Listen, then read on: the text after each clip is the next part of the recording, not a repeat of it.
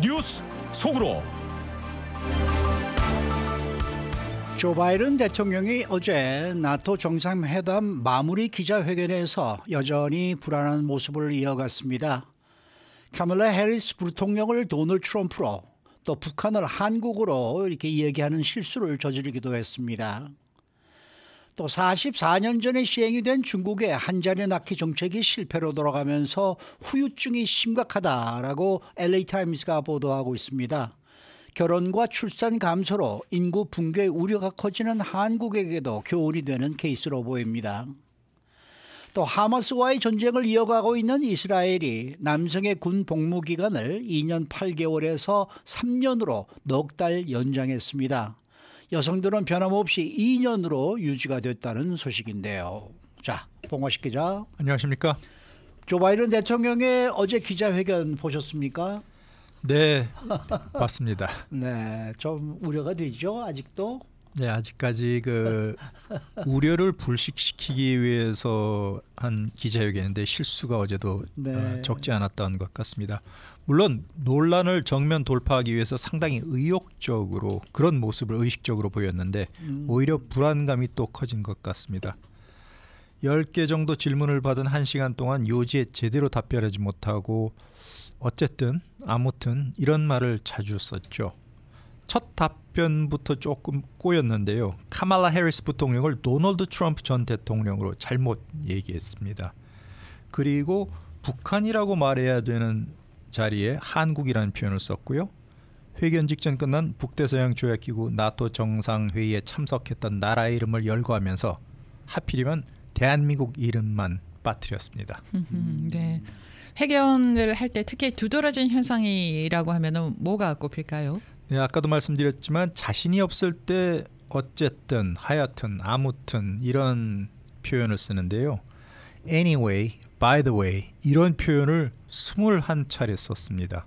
58분 동안 21번 이렇게 아무튼 이런 말을 썼는데 맥락과 다른 답변을 하다가 답변이 3,000보로 빠진 뒤에 이렇게 by the way 이런 말을 하고 바로 잡았는데 평균 3분의 1번 꼴로 이런 패턴이 반복되면서 기억에 좀 문제가 있지 않나 이런 이미지를 줬습니다. 네, 뭐 다른 말을 하다가 또 원래 받았던 질문을 좀 잊어버리는 듯한 느낌을 받기도 했어요, 저는. 네, 이스라엘 하마스 전쟁에 대한 입장 그리고 민주당 사퇴론자들을 설득할 방법을 함께 묻는 두 가지 질문을 한꺼번에 받았는데요.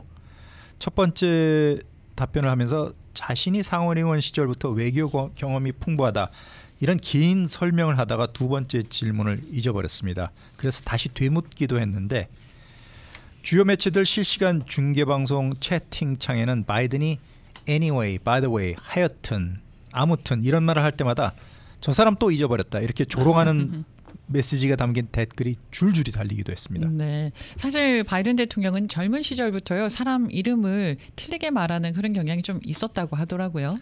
네, 젊은 시절부터 이 고질병으로 불리고 있었는데요.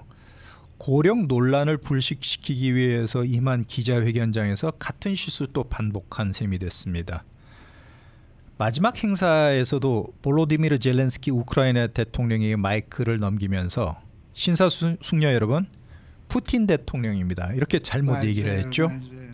뒤늦게 이 실수를 깨닫고 푸틴을 물리치는데 집중하고 있어서 그랬다면서 젤렌스키 대통령을 이렇게 바로 잡았지만 이미 상황이 주워 담을 수 없는 그런 장면을 연출했고요. 공식 회견이 시작되자 내가 발언은 잘못했지만 마지막에 푸틴을 의미한다고 고쳤다 이렇게 변명을 하기도 했습니다.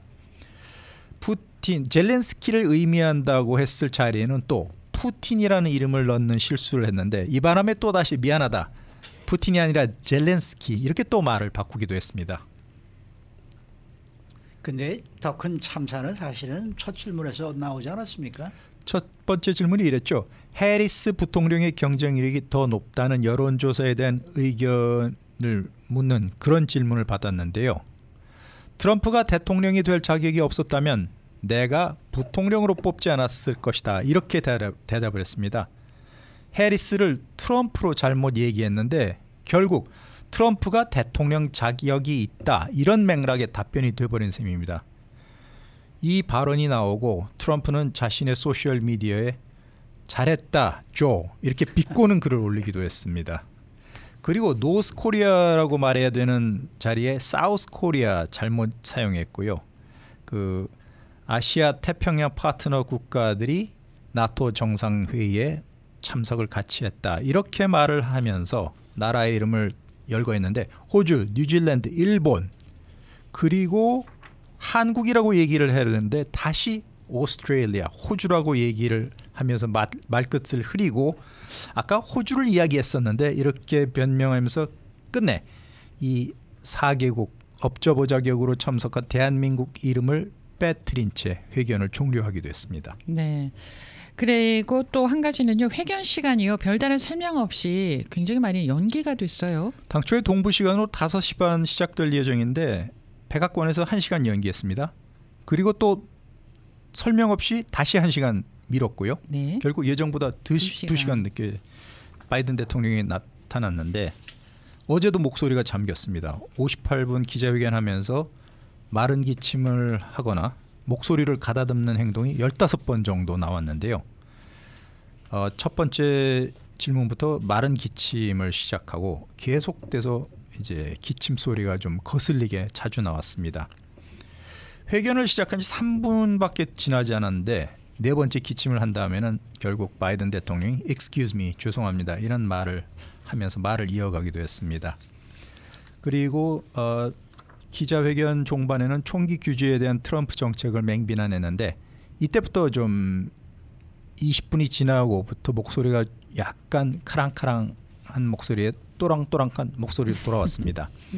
아이들이 총에 맞아 죽어가고 있는데 트럼프 정책은 도대체 뭘 하자는 것이냐 이렇게 큰 목소리로 높이기도 했습니다. 네. 근데 저는 2시간 정도 연기가 된 게 그동안에 좀 이 기운을 좀 차리기 위해서 좀 그랬던 것이 아닐까 그런 생각을 사실 어제 했었는데 오히려 2시간 연기된 게 더 독이 되고 말았어요. 네, 미리 방송사에서 다 생중계 일정을 잡아놓지 않았습니까? 그렇죠. ABC, NBC, CBS 미국의 공중파, 케이블 모든 방송사들이 정확한 시간을 대비해서 회견을 준비했는데 2시간 늦어졌다고 말씀드렸는데 이 2시간 시간을 때우기 위해서 나토 정상회담에서 나왔던 바이든 대통령의 말 실수 장면을 무한정으로 반복해서 송출하는 그런 역효과를 불러일으켰습니다. 현직 대통령 최초로 노조 행사에 참여를 하면서 이 노조의 지지를 끌어냈던 바이든 대통령이었는데 전미 자동차 노조의 숀 페인 회장 그리고 간부진이 바이든에 대한 걱정을 표명한 기사가 띄워지고 바이든 사퇴를 요구하는 민주당 하원 의원들의 공개 성명 발표에 참여하는 의원들이 이 시간 동안에 18명 늘어나는 그런 보도도 나왔습니다. 그리고 민주당의 주요 기부자들이 바이든의 사퇴를 요구한 의원들에게 $200만 이상을 지원하기로 했다. 이런 보도까지 잇따라 나오면서 오히려 회견 연기가 독이 된 셈이 되고 말았습니다. 굉장히 힘겹게 지금 그 재선을 향해서 나아가고 있는데 이 정도가 되면은 사퇴해야 되겠다는 생각이 들 법도 하거든요. 그런데 굳이 나는 계속 진행을 하겠다고 하는 데에는 어떤 이유가 있지 않을까라는 생각이 들어요. 네, 지난 1960년대 민주당 대통령 선배이기도 한 린든 존슨 대통령이 중도 사퇴한 이후에 벌어진 것을 젊은 상원의원 시절에 목격을 했기 때문에 마찬가지로 바이든도 그런 트라우마가 있어서 내가 지금 중도에 물러나면 민주당이 망할 것이다. 그런 콤플렉스가 있기 때문이라는 분석입니다. 지난 1968년도에 민주당의 로버트 케네디 전 법무장관, 존 F 케네디 대통령의 동생이죠. 그리고 휴버트 험프리 부통령 이런 쟁쟁한 인재들이 공화당 후보인 리처드 닉슨과 맞설 대항마로 떠올랐는데 존슨 대통령이 공교롭게도 나는 차기 대통령 선거에 출마하지 않겠다 선언하자마자 2달 뒤에 로버트 케네디 후보가 지금 저희가 살고 있는 LA 한인타운 윌셔가에 있는 앰베서더 호텔 로비에서 암살이 되는 그런 비극이 일어났습니다. 지금은 로버트 케네디 고등학교로 바뀌었죠. 그런데 그 비극 일주일 뒤에는 흑인 민권운동 상징인 마틴 루터 킹 목사가 테네시주에서 또 총격으로 사망했습니다. 베트남전 반대 시위가 휩쓰는 어수선한 분위기 속에서 결국 공화당 리처드 닉슨 후보가 마땅한 민주당 후보도 다 사라진 후에 어부지리로 대통령이 된 다음에 미국이 경제가 망하기 시작했죠. 그리고 베트남 전쟁이 확대되면서 많은 청년들이 죽어나가고 이런 모습을 생생하게 젊었을 때 목격했던 바이든 대통령이기 때문에 내가 만약 지금 물러난다면 민주당이 정권을 뺏기는 것은 물론이고 1968년도 그 당시의 혼란이 미국을 덮칠 것이다. 이렇게 스스로 걱정을 하고 있다는 것입니다. 지금 상황이 근데 56년 전 상황하고 굉장히 비슷합니다.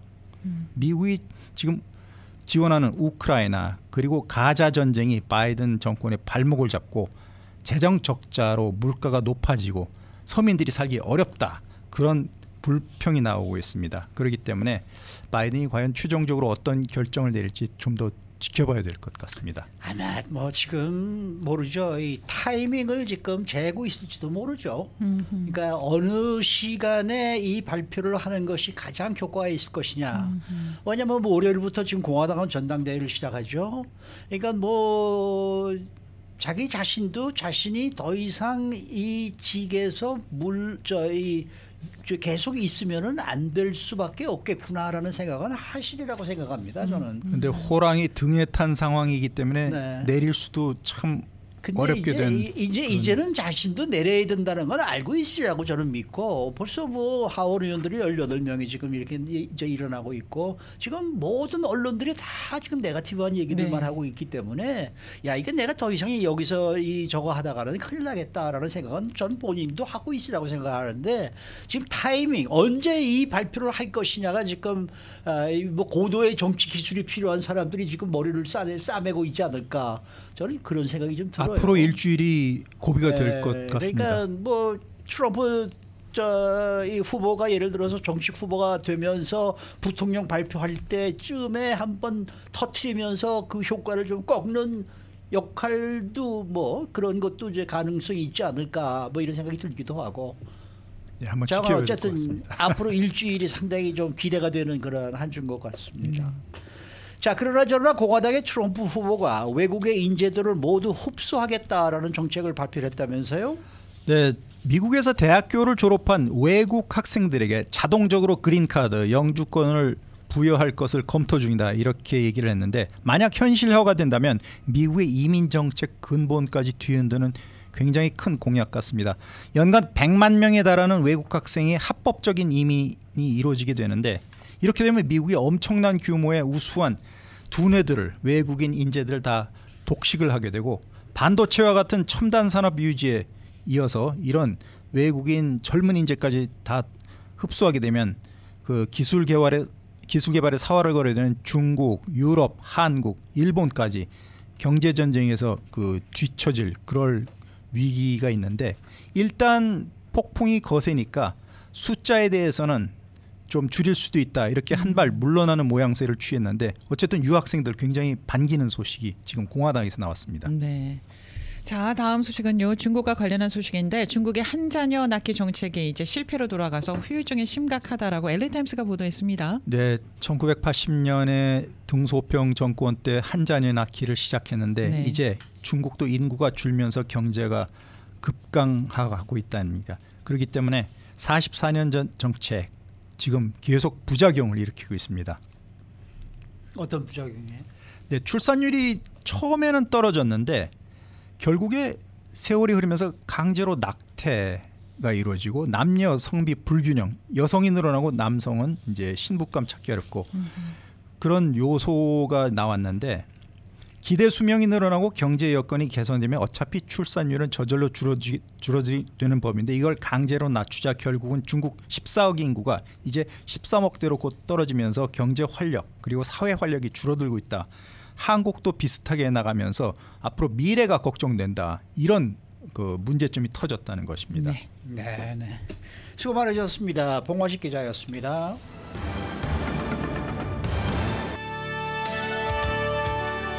이슈 투데이. 네, 오늘 이슈 투데이 매주 이 시간에 모시는 분 문화평론가 문선영 씨입니다. 어서 오세요. 안녕하세요. 반갑습니다.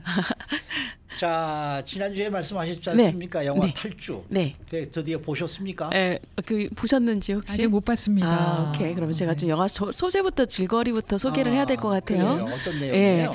일단은 저는 이 영화 보면서 아카데미 그 한국어 출품작으로 이 영화가 나왔으면 좋겠다 생각을 했어요. 정말로요? 그러니까 그 소재면에서도 그러니까 줄거리 이야기 전에 일단 소재면에서도 실제로 남한과 북한의 대치 상황을 모르는 사람들은 없잖아요. 전 그렇죠. 세계에. 네. 아까 이제 잠깐 저희가 쉬는 시간에 그 넷플릭스 드라마 돌풍을 얘기했었잖아요. 돌풍 같은 경우에는 한국의 현대사를 정말 잘 알아야 되고 한국에서 여당과 야당 혹은 민주당과 공화당 간의 그 관계도 정말 잘 알아야지만 이게 이해가 가능한 굉장히 국소적인 맞아요. 특징을 가진 맞아요. 작품이지만 소재지만 그에 반해서 남한과 북한의 상황을 모르는 전 세계에는 없다는 거죠. 그렇죠. 그러니까 그렇게 했을 때 굉장히 유니버설한 그런 작품에다가 소재에다가 또 하나는 어떤 상황에서 이 상황을 극복하기 위해서 탈주를 시도하는 거는 모두가 다 좋아하는 내용이거든요. 그러니까 누구 편을 결국엔 들어야 되는 상황이 되는 거죠. 공감이 이루어지는 내용인데 거기에 또 작품이 잘 만들어졌어요. 그러니까 연출도 굉장히 좋고 그래서 저는 이 영화를 딱 보면서 이거 아카데미 일단은 소재만 들었을 때는 먼저 아카데미 한국 출품작이 됐으면 참 좋겠다. 딱 거기 걸맞는 작품이 나왔다라고 생각을 했는데 영화를 보고 나니까 그 확신이 더 커졌습니다. 그러니까 근데 뭐 결정은 세계인들이 보고 공감할 수 있고 즐길 네. 수 있는 소재다 이거죠. 네네. 그런데 이제 뭐 결정은 제가 하는 게 아니기 때문에 영진이에서 이제 그 심사위원단을 구성을 하게 되는데 또 다른 작품들이 또 뭐가 있는지에 따라 상대적으로 평가가 되니까 아무튼 기대가 됩니다만 일단 줄거리를 설명을 해드리면 이제 북한이에요. 현대 상황. 현재의 북한에서 그 북한에서의 군 복무가 10년이라고 그래요. 상상을 해보시면 청춘을 다 바치는 거예요. 맞습니다. 그러면 나오게 되면 정말 사회에 적응하는 것도 그렇지만 뭐 당연히 그 10년이라는 세월 동안에 가족이 뭐 부모님이 돌아가시는 경우도 생기고 형제들하고 그야말로 10년 동안 생이별을 하게 되는 거잖아요. 이런 상황에서 이제 주인공이 북한에서 군복무를 마치고 이제 거의 1년 정도밖에 남지 않았어요. 1년 정도밖에 남지 않았는데 그 군사 경계선에서 이제 근무를 하는 사람이기 때문에 그 남한으로부터 대한민국으로부터 들어오는 방송이라든지 아니면은 전단지라든지 아니면 알게 모르게 한국의 문화들에 대해서 북한에서도 지금 많이 공개가 되고 있지 않습니까? 망원경으로 보면은요 남한이 보인답니다. 그래서 네. 밤이 되면은 북한은 캄캄하잖아요. 네. 남한은 불이 환하단 말입니다. 그렇죠. 그리고 그 민통선에 사람이 별로 없는데 농사가 너무 잘 되는 거예요.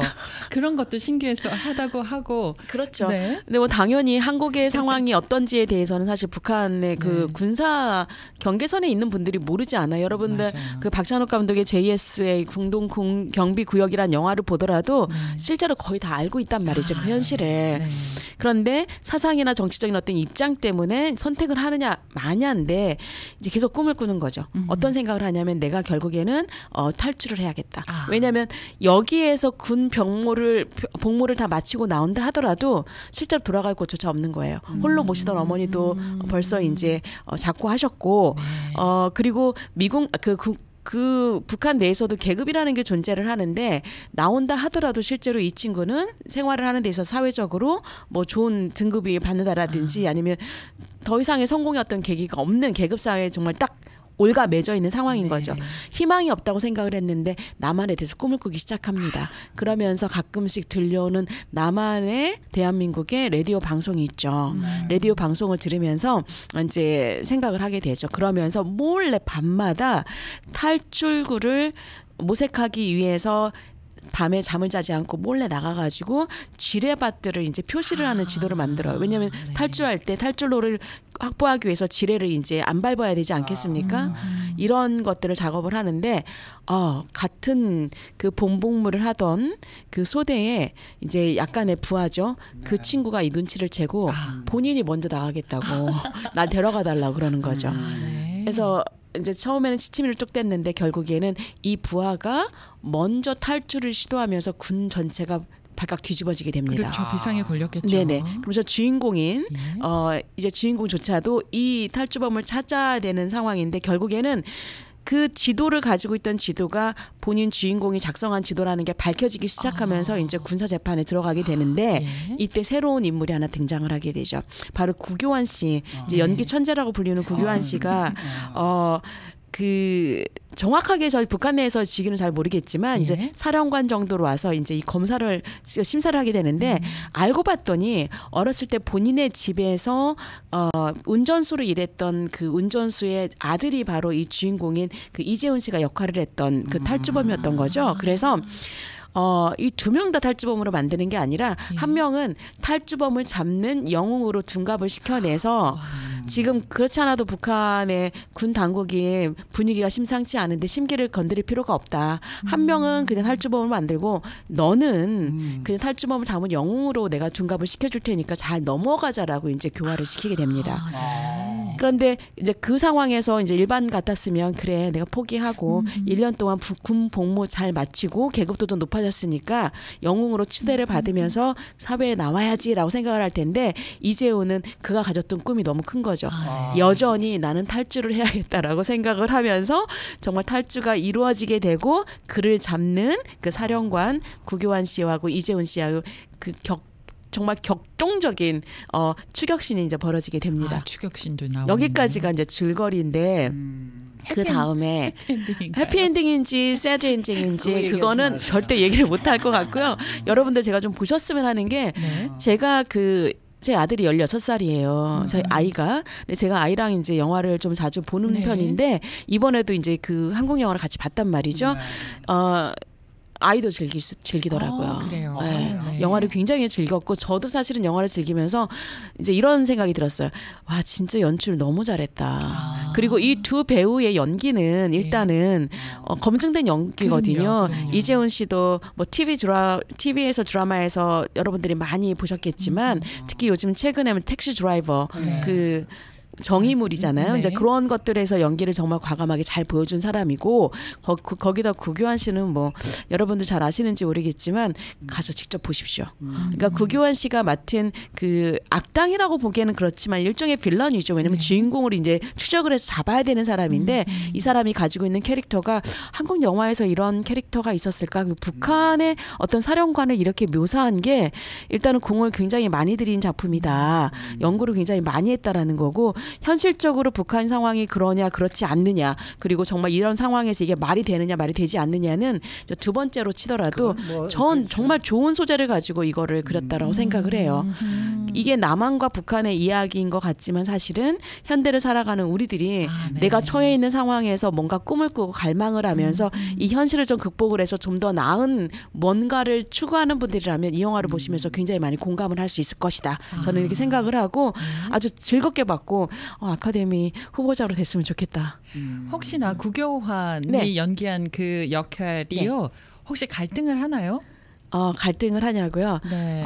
아주 하지 철저하게 않으면 사실은 말이 되지 않겠죠. 그러니까 구교환은 구교환 나름대로의 굉장히 복잡한 그런 캐릭터예요. 이 사람도 나름대로 사정을 가지고 있고 사실은 이재훈이라는 캐릭터, 그러니까 다시 말해서 주인공 탈주를 시도하는 주인공보다 더 복잡 미묘한 사정을 가지고 있는 게 이제 구교환인데 모든 사람들이 다 고민을 가지고 있단 말이죠.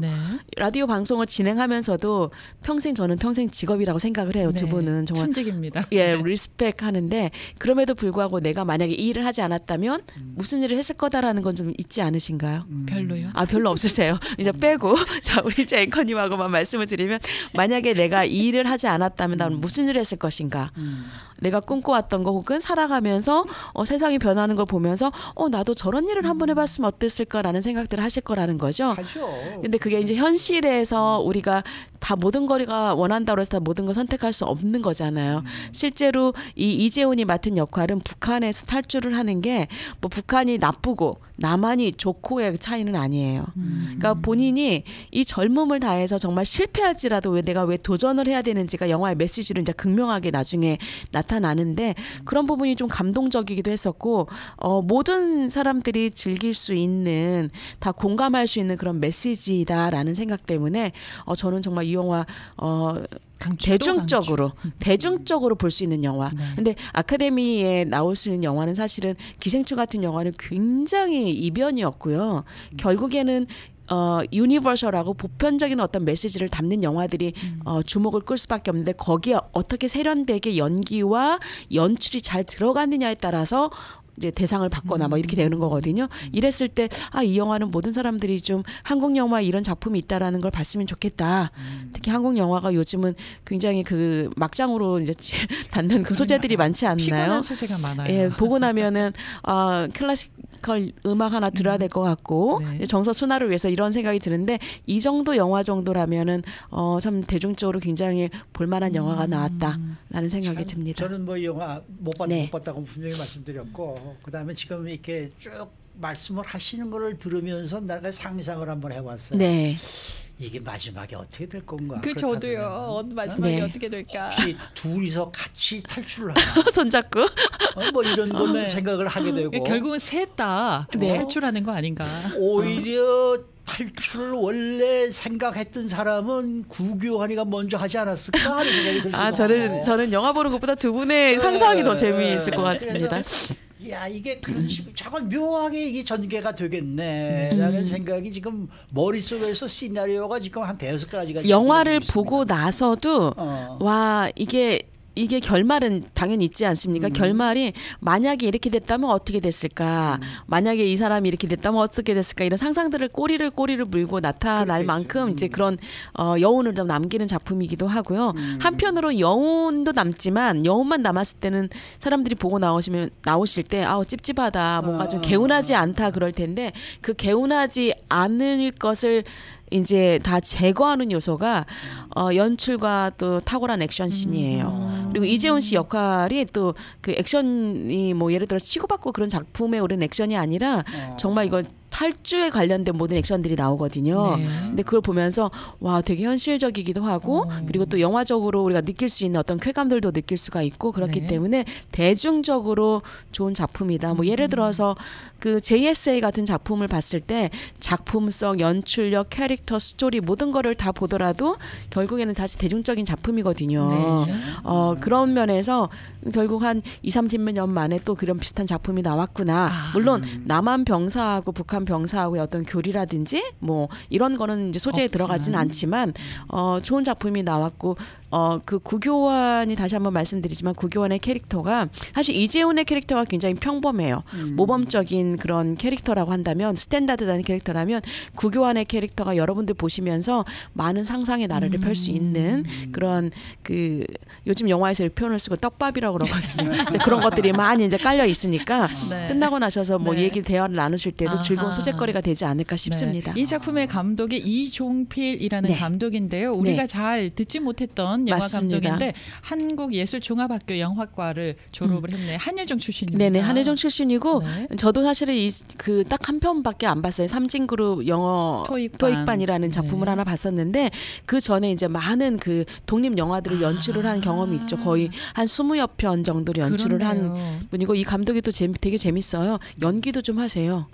연기도 해가지고 단역으로 그 독립 영화에 많이 출연을 하신 분인데 독립 영화를 보신 분이라면 내가 저 감독 아는데 얼굴이 안 익는데 뭐 그러시겠지만 뭐 대중적인 배우는 아니니까. 단편 영화를 계속 참여를 하시면서 내공이 굉장히 많이 축적된 그런 감독이라고 할 수 있겠네요.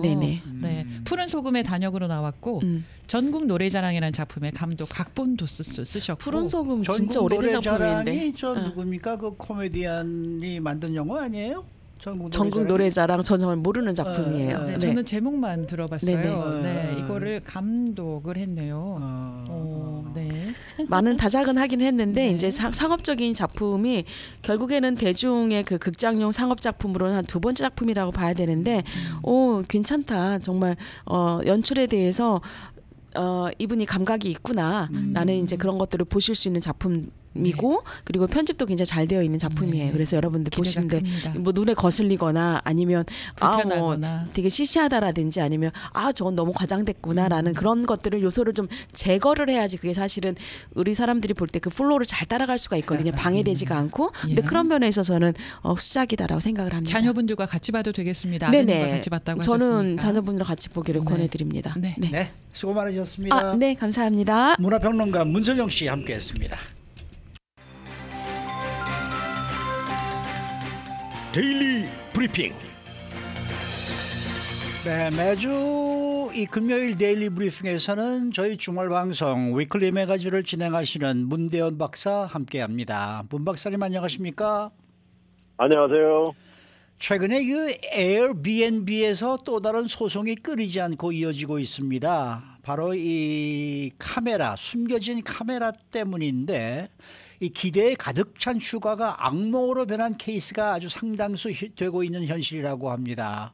그런데 이 에어비앤비가 이 게스트를 전혀 보호하지 못하는 것이 이게 좀 큰 문제다, 이런 지적들이 지금 나오고 있습니다. 그렇습니다. 이런 케이스가 정말 알고 보니까 숫자가 상당히 되는데요. 네. 이 자기도 모르게 묻고 있는데 자기의 모습이 이 카메라에 비춰지고 녹화가 되고 있는 겁니다. 아하. 어떤 경우에는 이 집을 빌려준 사람이 뭐 성범죄자인 경우도 있는데 이런 사람들 컴퓨터에 본인들의 모습, 특히 뭐 알몸 같은 모습이 그대로 저장되어 있는 거죠. 그래서 이 법정 소송이 속속 이어지고 있는데 절대 처음 있는 일이 아닙니다. 근데 이 에어비앤비는 이런 일이 일어나면 아주 안에서 조용히 합의하고 노출되지 않게 하는 게 회사 방침이라고 해요. 가명으로 이 진술한 그 전 종업원이 있는데 지난 12년 동안 이런 사례가 수천 건이 넘는다 그러면서 절대 강력하게 이런 데 노출되는 것을 원하지 않는다고 합니다. 문제가 생기면 그 집주인한테 호스트에게 연락을 해서 내부에서 조용히 해결하는 방법을 찾고 있지 절대 이거 바깥에는 노출되게 안 한다고 그러는데 사실 지난 몇 년간에 강력하게 입수한 불법 이미지만도 수천 가지가 넘는다 그래요. 가장 프라이버시가 요구되는 게 아무래도 뭐 화장실이라든지 뭐 침실이지 않습니까? 네. 이런데 이제 카메라가 숨겨져 있으면서 대부분의 이미지가 말씀드린 대로 알몸 이미지 이런 것들이 많아요. 근데 정말 에어비앤비가 이런 숨겨진 카메라 사실을 알면서도 지속적으로 게스트를 보호하는 데 등한시했다는 게 정말 가장 치명적인데 이런 걸 알고 난 게스트들은 정말 너무나 내 소셜 시큐리티가 노출된 게 아니고 내 알몸이 노출됐다면서 아주 분노에 끌고 있습니다. 그렇겠네요. 그런데 에어비앤비는 이제 그 대표적인 호텔 체인들도 무색할 정도로 굉장히 거대해졌다고 하는데 그러면 문제는 더 커질 거 아닙니까? 아무래도 그렇죠. 네. 근데 정말 이 내부에서 이 덮어버리기는 급급하는데 근데 요새 점점 문제가 커지니까 에어비앤비도 지난 4월 30일자로 그 집안에 있는 모든 카메라를 금지한다고 발표했어요. 그렇지만 실제 집주인이 아무래도 뭐 시큐리티상 그걸 따르지 않으면은 그걸 절대 이거 허용하지 않는다고 아주 강하게 했는데 이런 거 룰을 만들어놔도 어떻게 이걸 팔로우할지 그것에 대한 답은 없다고 합니다. 그래가지고 지금 CNN이 입수한 것도 있는데 정말로 이 에어비앤비는 알면서도 절대 이거 합의로만 셋을 하는데 어떤 한 케이스의 변호사가 이제 게스트를 레프레젠트하면서 이제 에어비앤비 법정에 고소하겠다고 전화를 했더니 그 전화 통화 중간에 합의하자고 이렇게 이루어진 겁니다. 그래가지고 이런 합의가 이루어지고 나면 아주 이제 방법으로 말을 하지 않겠다는 이 confidential agreement를 사인하게 되는데 정말 이거 하고 나면 말도 못하는 거죠. 정말 이 카메라가 침실에서 벌어지는 모든 장면을 다 녹화하고 있는 겁니다. 네, 그 카메라가 눈에 보이는 카메라가 아닐 듯 합니다. 몰래 숨겨진 카메라 아니겠어요? 뭐 어떤 거는 보이는 것도 있고 예. 정말 숨겨져 있어서 찾기가 힘든 것들이 많은데 예. 이 어떤 사람들은 교묘하게 게스트들이 그걸 발견하고 고소한 사람들도 있어요. 고소하면 뭐합니까? 합의로 마무리될 텐데. 그렇게요. 예. 아니 근데 뭐 에어비앤비가 뭐 이런 게 있다고 그러더라도 지금 상당히 지금 커지고 있는 것 같아요. 이 저 뭐 뭡니까 웬만한 그 호텔 체인 호텔들보다 더 커지고 있는 것 같아요. 네, 어마어마합니다. 이 에어비앤비 어떻게 시작하셨는지 다 아시겠지만 2007년 당시에 이 공동 창업자 이름이 브라이언 체스키인데 이 젊은이가 샌프란시스코에서 실업자 상황이었습니다. 렌트 내기도 힘든 시절이었는데 룸메이트하고 아이디어를 내가지고 자기들이 사는 이 집을 렌트를 내놓자 이렇게 한 거예요. 정말 없는 살림에 이 바람 불어서 만드는 매트리스 있지 않습니까? 네. 그 에어 매트리스에다가 브렉퍼스트를 제공하고 와이파이를 제공하면서 3명의 여행객에게 하루에 $80의 렌트를 준 게 이렇게 시작된 겁니다. 그래서 그때 처음 이름을 Air Bed and Breakfast, 그래서 Airbnb가 된 건데요. 아, 네. 그렇게 13년이 지나고 2020년에 이 주식 공모의 그 IPO를 통해서 무려 470억 달러 가치를 얻게 됐는데 말씀하신 대로 오늘날 그 가치는 그 유명한 하이앳 호텔이라든지 메리엇 인터내셔널 다 합친 것보다 더 높다고 그래요. 그래요. 네, 근데 이제 여기 장점이 뭐냐는 우리가 생각하기 호텔 같은 비즈니스는 뭐 광고비에 시큐리티 가드 뭐 온갖 스텝진들을 컨트롤하고 경비도 많이 들어갈 텐데 이 에어비앤비는 이런 것이 모두 다 집주인 호스트 몫이라고 합니다. 그리고 호텔 안에 게스트가 무슨 해를 입었을 경우에도 호텔이 법적인 책임이 있는 것과 달리 이 에어비앤비는 자기네는 아무 책임이 없다는 거죠. 그 안에서 벌어지는 건 자기네 아무 컨트롤이 없다고 이 맨날 법정 소송이 나가서 이걸 강하게 주장하는데 이러면서 에어비앤비는 거기서 나오는 수익의 17%를 챙겨가는 겁니다. 그런데 이러는 와중에도 가장 등한시 되어 오던 게 바로 이 숨겨진 카메라. 근데 이 정말 이 문제가 점점 커지고 있는데 이러함에도 에어비앤비는 정말 이 엄청난 돈을 들어가면서 이 홈 쉐어링이라는 것이 인간관계를 맺어주고 아늑하고 프라이빗 공간을 가져다 준다고 이 장밋빛 마케팅을 엄청나게 하고 있습니다. 그 텍사스주에 사는 텍사스주의 한 남성의 경우가 있는데요. 카메라를 발견했다는 그런 경우가 있는데 이건 어떤 얘기입니까? 네, 이 데이빗이라는 남성이 뭐 주말에 이 걸프렌드랑 아주 조용하게 로맨틱한 주말을 계획하면서 예약을 했어요. 네.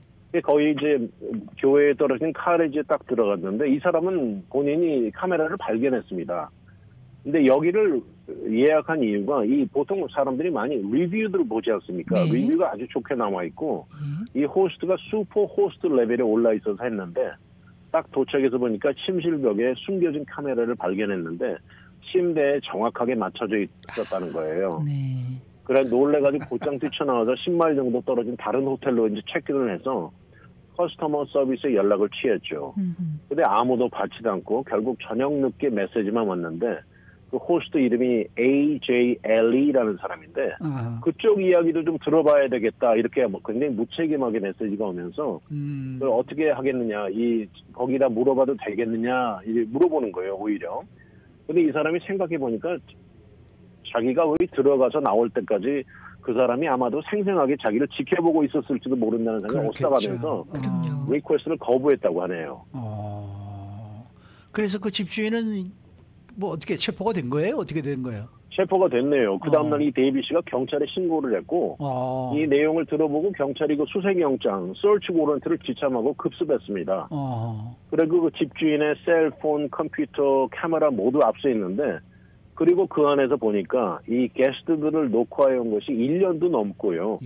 이미지만 2,000개가 넘는다고 해요. 근데 말씀드린 대로 대부분이 알몬 메시지에 뭐 섹스하는 장면이 여러 개 있었고 피해자 숫자는 어린이까지 포함해서 30명이 넘었다고 하는데 그래가지고 총 15개 혐의로 체포가 됐습니다. 근데 이 사람이 이 중에 6개는 유죄를 인정했어요.